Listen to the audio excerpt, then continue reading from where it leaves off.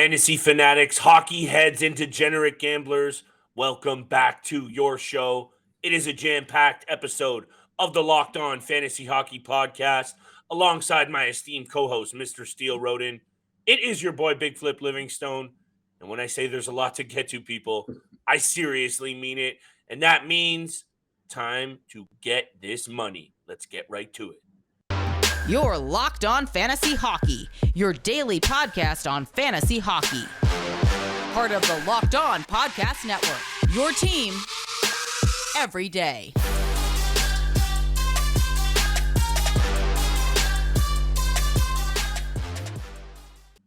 You heard the music and you know what time it is. It is time for the Locked On Fantasy Hockey Podcast, Monday edition. Thank you so much for making us your first listen, everybody. Every single day, we see and appreciate that support, and which is why today's episode is extra jam-packed, full of all the fantasy breakdown and news that you need to kick this week off right and make some money. Steele, I'm almost a little overwhelmed, my friend, which says a lot because we've been doing this show now for almost a full year. Shout out to all of our supporters and our family for holding us down through this ride. But my goodness, Steele, we're getting to big-time bets. We're going to get to the waiver-wire ads, which is going to be crucial for your week out there as a fantasy GM. But we have a lot of news to get to here. Thatcher Demko goes down with an injury. We're taking a look at that. Jordan Binnington continues with these antics, which is going to affect this crease situation with the St. Louis Blues. We got to talk about that, Steele. Mitch Marner is doing special things. And again, with these Vancouver Canucks, Brock Boeser's now on the way out after being pretty productive over the last couple of weeks. My mind is full of fantasy news right now, Steele. Help me hone in on this. Let's start with the 26-year-old goalie, Thatcher Demko. I know a player that's near and dear to your fantasy success. What's going on with this player? What's going on with the Vancouver Canucks? Let's start here.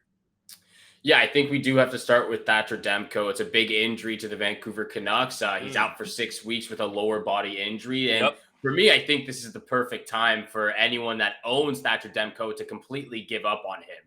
The fact that he's injured, the fact that he's done for 6 weeks, go out there, get another goalie that's on the waiver wire who is available and is a starting goaltender or who's putting up numbers at least better than what Demko has done so far this season. 3-10-2, the worst record by far by any starting goaltender in this league.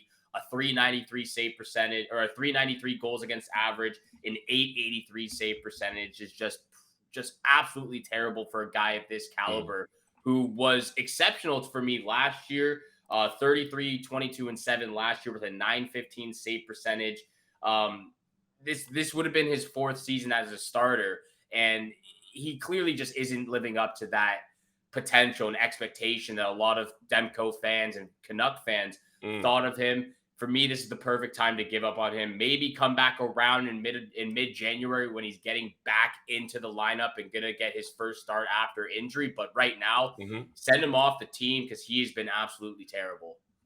This is an interesting situation. Amongst the others that we're going to talk about on today's show, Steele, Vancouver Canucks give up. They're in the top 10 on shots against. So we know that some of the deficiencies of Thatcher Demko aren't all on him, but you're spot on. He hasn't been good. Now he's dealt this injury, and we're going to talk about Spencer Martin a little bit when it comes to waiver wire ads because we have to. Because this goaltender is going to get the run out here. Colin DeLea? No. The Vancouver Canucks have not many options here. So Spencer Martin has looked pretty good, and we're going to talk about the waiver wire ads. We're going to get there. But this Vancouver Canucks team, who has already been very shaky to start the year, Steele, is now dealt a blow, and I get it. Demko hasn't been the guy that they expected, but let's just say something now does happen to Spencer Martin. Their options are getting thinner and thinner. And all that I think the real takeaway is here, and again, we're going to explain what you can maybe do to fill in Thatcher Demko's situation. You may have already done it, though, Steele, because of how inconsistent he's been. Yeah, like you said, you have to move on from this goalie. Let's move on to another goalie situation, though, because that one in Vancouver is going to continue to unfold, and you better have an eye on it also. The success of the Vancouver Canucks might tailspin very quickly here if they can't get some good goaltending from whoever they throw in there. So that's number one. But number two here, Steele, Jordan Binnington. I need your take on this. You and I have been very busy this weekend. We're usually back and forth about the takes that we see on the news. Jordan Binnington is bothering me a little bit. He's not a good enough goaltender to be out there, and I'm not saying any goaltender should be carrying him the way that he is. This is professional sports. It's hockey, and this guy is out here carrying himself like a bit of a clown. I don't throw this term out very often, and please hit me with your honest take on this. I don't like what Jordan Binnington is doing. It's a bit dangerous. It's costing his team, and if you're a fantasy GM, now it's costing you as well. So I want to take a look at this situation. Hit me with your take on Binnington, because this is now back-to-back games that he's out of his crease, running guys basically, and the head coach has some stern comments. Hit me with your take on this Binnington situation, because I think it's about to unravel. Yeah, and the fact that we're talking about Demko and Binnington to start off this episode, both goalies I have on my fantasy team. So it's definitely struggling for me. It's the Steel Special, apparently. But this is a very interesting topic to start with. Binnington, 9-10-0 on the season so far. So the record is not great. But I want to give a little bit of backstory or, over his last 10 games. So over his last 5 games, he's lost all 5 of them. He's got a 4.20 goals against average and an 835 save percentage. Absolutely terrible. Yeah, and you're not going to get anything done, even if your team's scoring, if you're putting up those numbers. But his previous 5 games to those 5 games I just listed, he had a 1.80 goals against average and a 946 save percentage. So for me, I've seen flashes of brilliance from Jordan Binnington, and I don't mind the passion. But when we talk about the passion, I don't mind when he gets heated or starts barking at the opponents, because we see the defensemen and forwards do this all the time. Why are they allowed to do it if the goalies aren't? But what I do mind is Jordan Binnington physically and intentionally trying to hurt people, like we saw last night or a couple days ago against the Pittsburgh Penguins and against Jason Zucker, who was coming around behind the net. And that's what I do care about, because that's intentional. But I like the passion from Binnington. I like the fact that he's not afraid to start barking and getting into the opponent's faces when they're getting too close to him or getting in the crease. I don't mind that. But when you're out there physically and intentionally trying to hurt people, that's a different story. For me, he's right behind Aaron Dell as the cheapest goalie in the league right now, because we've seen what Aaron Dell has done. Binnington's right there behind him. Yeah, there's a lot to unpack with what you both just said and what he has done over the last couple of games. And I'm with you. It's also just, to me, Steele, I really don't care about, I get frustration. I get heated moments. I get, riding the wave of emotion. You're costing your team, and head coach Craig Berube hit it on the nail on the head. Stop the pucks and stay in your crease. That's what a goaltender is paid to do. We don't need you out here instigating. We don't need you out here running your mouth. I think you and I could probably unpack this a lot more, but what I would say before we head to break, before we get to some more hot news, Mitch Marner, Brock Boeser, Waiver-Wire, and big-time bets, this situation with the St. Louis Blues is starting to get interesting, because Thomas Greiss, in my opinion, might start to get a little bit more fantasy value here, Steele, if Jordan Binnington continues to put up these crooked goals against numbers. We know he's the guy. They have the money invested. He should be the number one, but we're talking about openings here. We're talking about fantasy sneak-ins. If he continues to be a hothead and costs his team, also, not many times over the last, number of years that I can remember, a head coach coming out and calling out his goaltender like Berube just called out Jordan Binnington. So there's something to be said about the fantasy situation about to unfold here in St. Louis. There is also a situation unfolding with Athletic Greens, one of Steele and I's favorite new products that aren't so new, but they are great for the immune system. Steele and I use AG1 from Athletic Greens before and after the gym. What is it? One delicious scoop of AG1 from Athletic Greens. You are getting 75 high-quality vitamins, minerals, probiotics that help start your day right. The special blend of ingredients not only supports your gut health, but your immune system, your nervous system, your energy levels. It helps you recover. It helps you focus. And what helps you may age with grace, all the things that you need. Right now, reclaim your health and arm your immune system with convenient daily nutrition with just 1 scoop of AG1 with water every single day. To make it easy, Athletic Greens is going to give you 1 free year supply of immune supporting vitamin D and 5 free travel packs with your first purchase. All you have to do is visit athleticgreens.com/NHL network.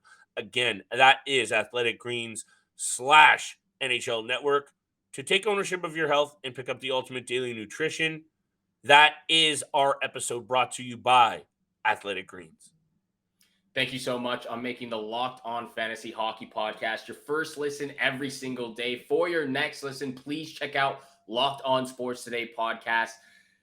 The biggest stories of the day, instant reactions, big game recaps, and the take of the day, available on the Odyssey app, YouTube, and wherever you get your podcast. And we are going to get to the waiver wire segment very, very soon, but just a couple more highlights from over the weekend. I would like to start with Mitch Marner because that's probably the biggest highlight, if you don't mind. 18-game point streak, franchise record for the Toronto Maple Leafs. 2 goals in that game in the loss to the Tampa Bay Lightning. For me, the 18-game point streak is absolutely incredible. But what Marner is able to do on special teams, the penalty kill especially, the fact that he continues to just be aggressive, get these odd man rushes, even breakaways at times. He does everything right on the special teams that you can ask for out of a guy of Mitch Marner's size and caliber. So I really like this kid's game right now. Absolutely one of the best Maple Leaf players ever, and he's proven it right now on this 18-game point streak.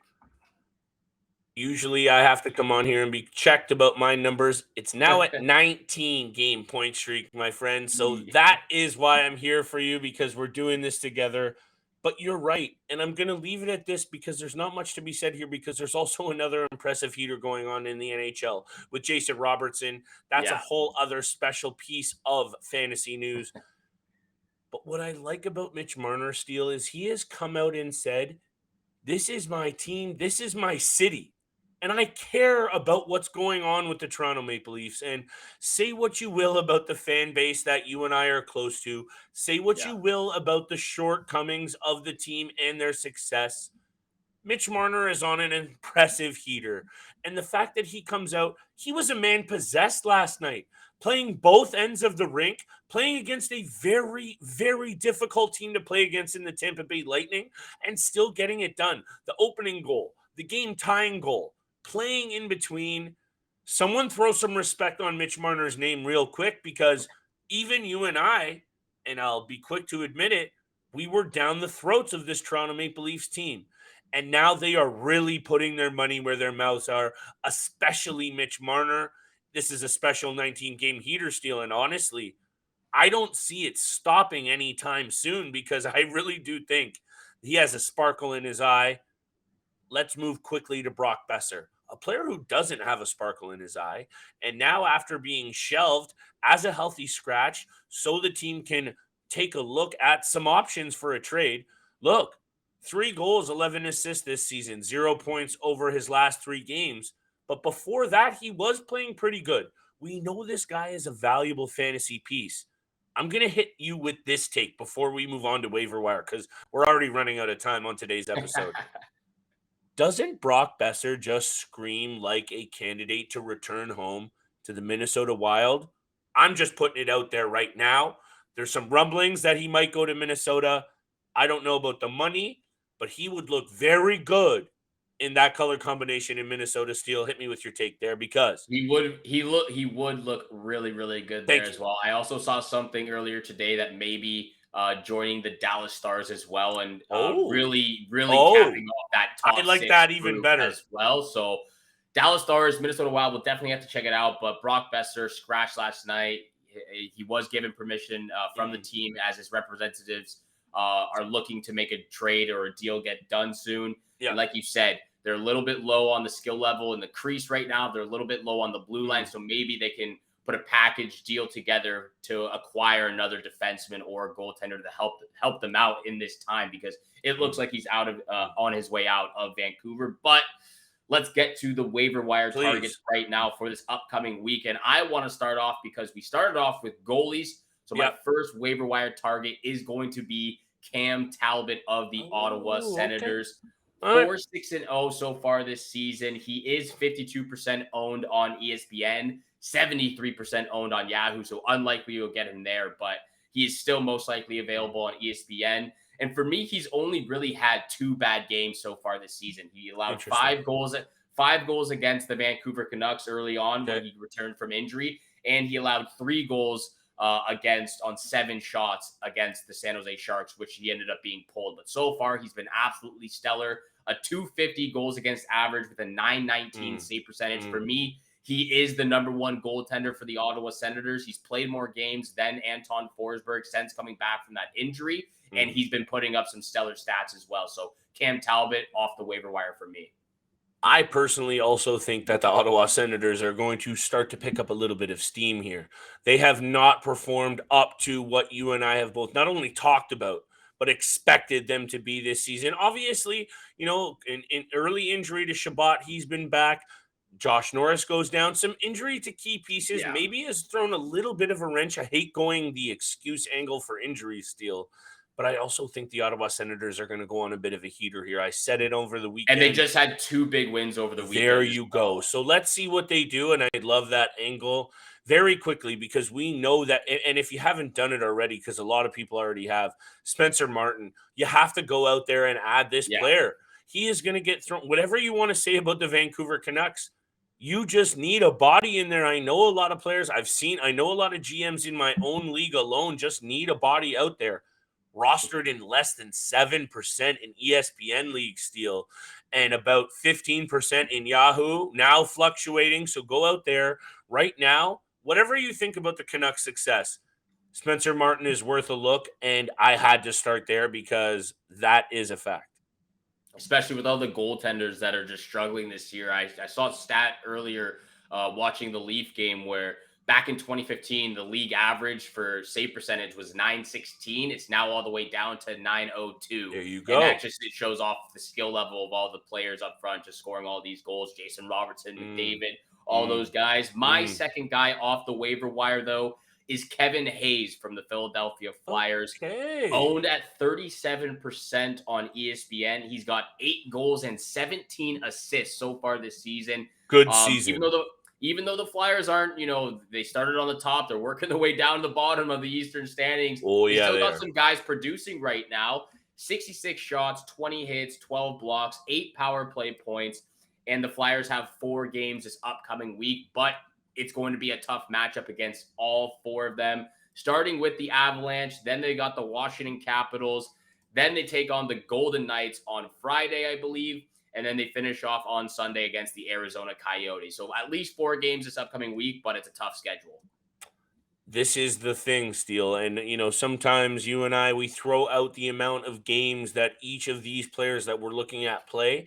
Make sure you do your research. Make sure that you're on point with how many games are on the schedule.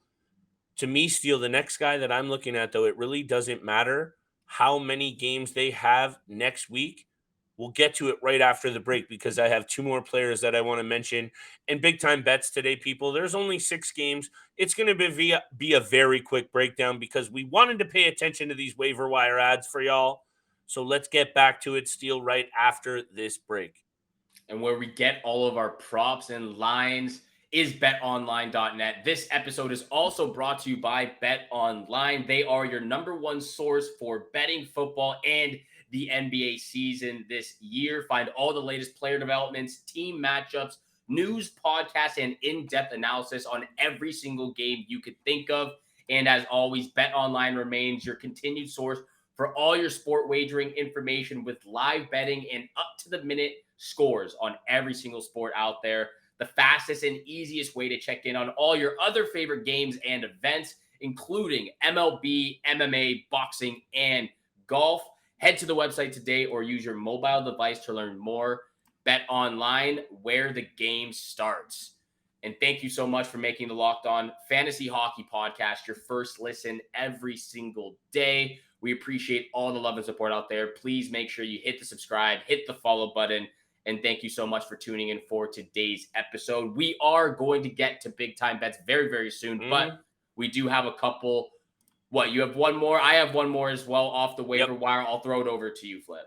Thank you very much. You and I don't know the exact age. I'll go back to it. I believe it was a top 5 under 23 or 23 and under. And I threw Dyland Cozens on that list. And you gave me a lot of heat for throwing Dyland Cozens on that list. And now all of a sudden, he is performing. And there are some interesting pieces on this Buffalo Sabres team, Steele, that I could also talk about that you brought up. Jack Quinn looking very, very good. Dylan Cozens, 9 goals, 12 assists for 21 points in 24 games, including 5 goals over his last 5 games. Dylan Cozens is worth a look, people. Jack Quinn, Dylan Cozens, and Peterka on that second line in Buffalo.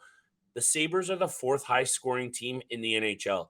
If you haven't jumped on this bandwagon of getting some fantasy value from these pieces, say what you will again about the overall Sabres value this year in the standings. Dylan Cozens, 21 years old, 7th overall pick. Jump on this train right now, people. He's only owned at 25% on ESPN. You're going to thank me later, even though I already told you about him a while ago. You did, and I should have listened. I recently just put him on my interest list on my fantasy leagues as well, but he's been taken up already. So I'm waiting for someone to drop him. The other guy I'm looking at, though, before we get to big time bets, is Nick Paul from the Tampa Bay Lightning. We've talked about him a little bit on this podcast. 11 goals, 18 points so far in the season. He's been a small, very key highlight from the Tampa Bay Lightning's group in the top 6 as well. He's plus 15 on the season. 45 shots, 47 hits, and 21 blocks. He does a little bit of everything you can ask for.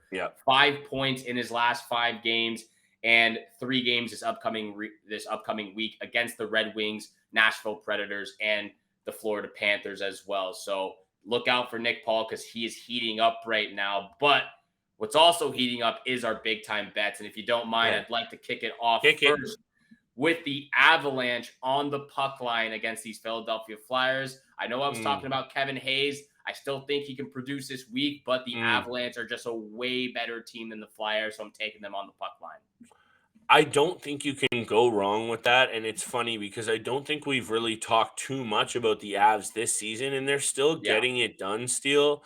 The Philadelphia Flyers are also, you saw the frustration in John Tortorella's face after the game the other night.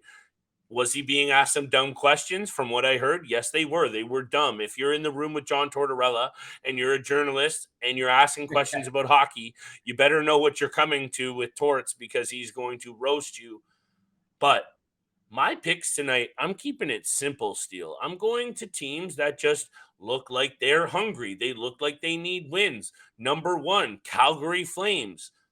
Nice win over the weekend. I liked what I saw the other night on Saturday night. I'm keeping it simple. Flames on the puck line tonight, Steele. That's where I'm headed. Is it a little juicy? Maybe. Maybe it's a little spicy. It's the Arizona Coyotes, though.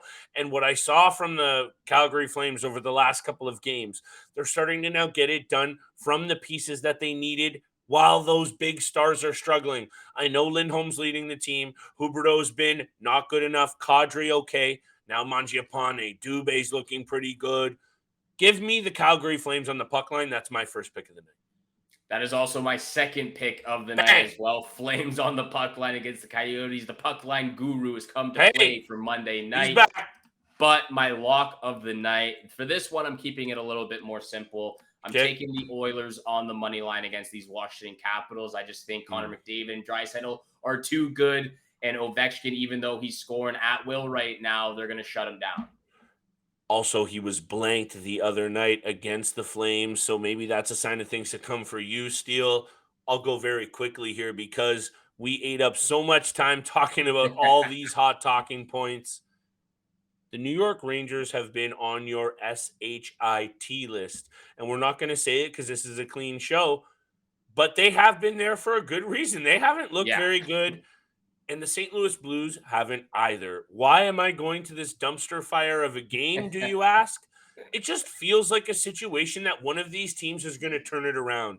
And from what I've seen, the New York Rangers don't have it right now. I don't know what it is, Steele. Offensively, yeah, I'm seeing some from Panarin, Zibanejad, the pieces that you expected. Couple of scraps in the Rangers game the other night. Maybe that fires them up. But when you have a head coach in Berube calling out the number one goalie with the St. Louis Blues, I'm going to see a bounce back situation here. Also, give me plus money on the St. Louis Blues on the money line, plus 150 right now. That's a coin flip game, so I'm going to take the plus money.